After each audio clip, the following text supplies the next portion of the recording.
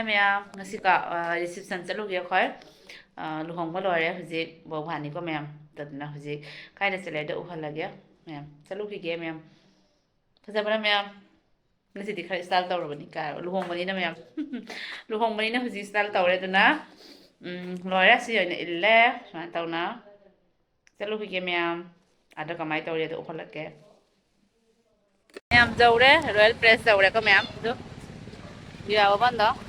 Cái này đấy đăng ký em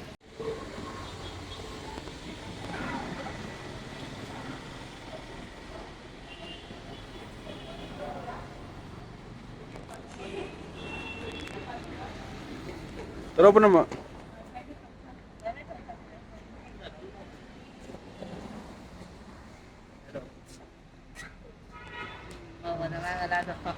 vậy thì có giấy đâu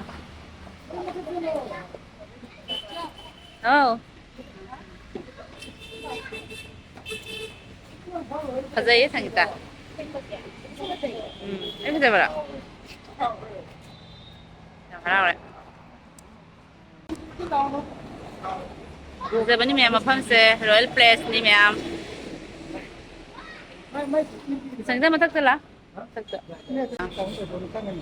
Sa sang đây nih Pak. Sang ita lah, ita kau sila.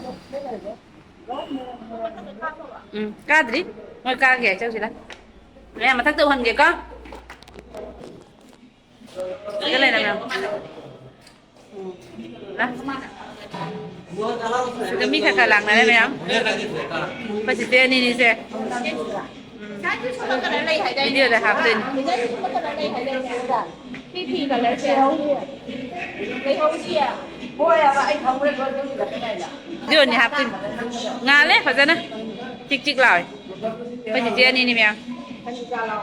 Chân ngộ.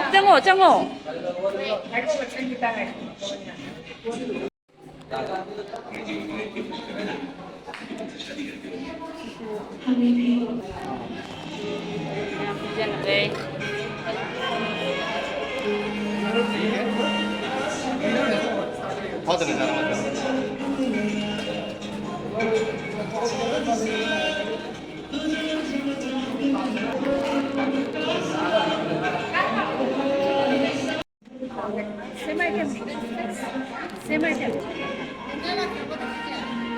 Está thật gì mèo? Excuse me.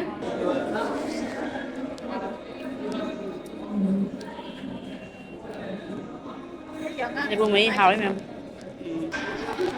Mi kịp bên này đi gì?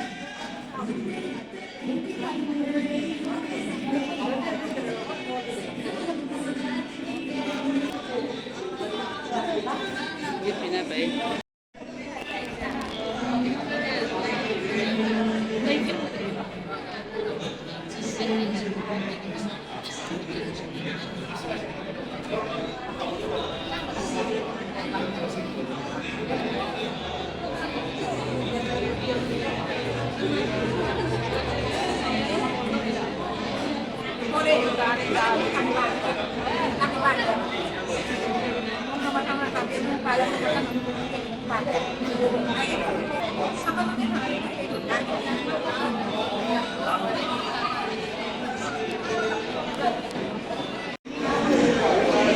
Mama, teman mama, papa, pribadi mea, dan bisa menang pak mea. Buat game hai di luhung memang dulu ini pribadi. Bocah đây jadi dia minta tinggi mau menang pak.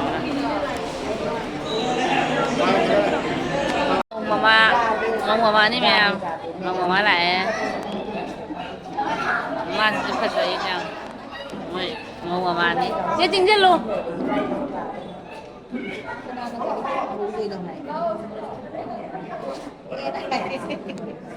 Macam mana dia mau mati lo? Tonton video tu calo, kau tonton video calo aru, kau tonton video calo aru.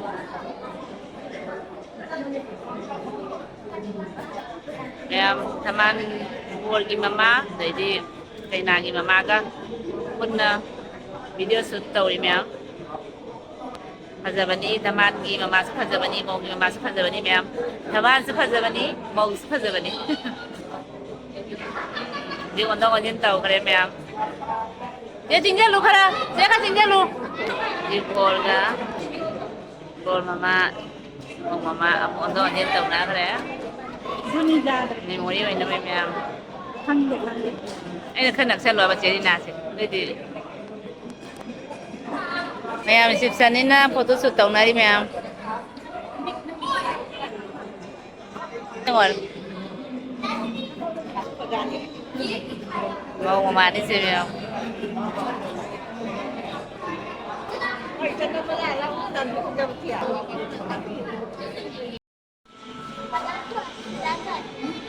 Memang aku zigzag sampai lagi kau macam tak, halak ya? Halak kau.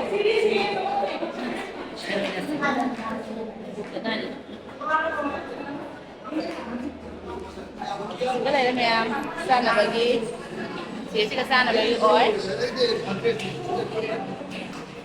đây yang sana di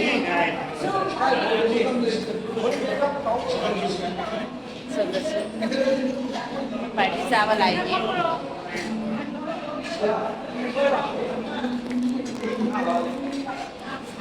cái này đây sana đi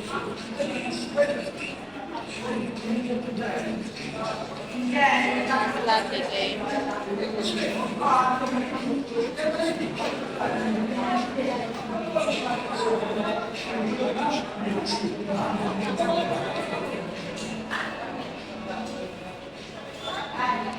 plate này đấy, plate lâu là cái gì cái khói đây chỉ là đây plate sẽ có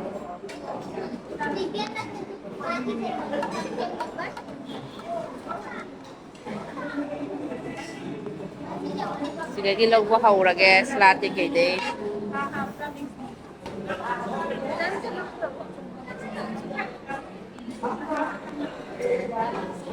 dia belum dia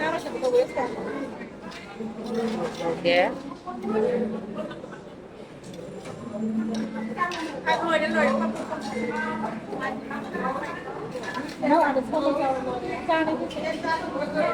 salad này đấy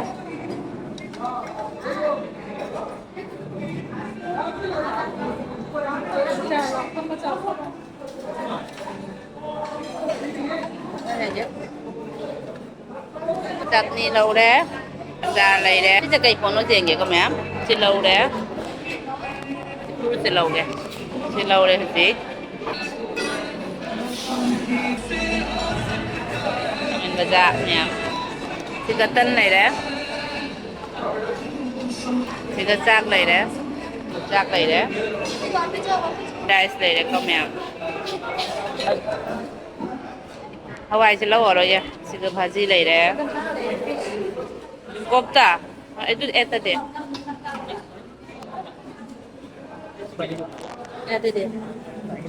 hah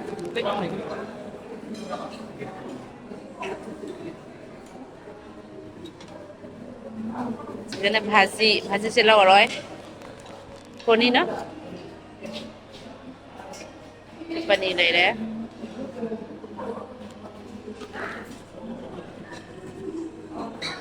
cái वस्तु mas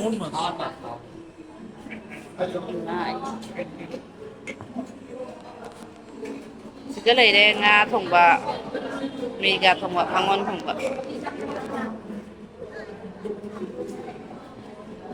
itu ki hah chicken đó chicken dia cái này đây nga thùng bạ cái mas itu oh buah oh cái gì chicken không có này đấy chicken này ấy à đây hầm mà bạn em sao bao hầu là kia em thì sao rồi là quay video này cái lâm đại gì sao thì mình cứ sao đấy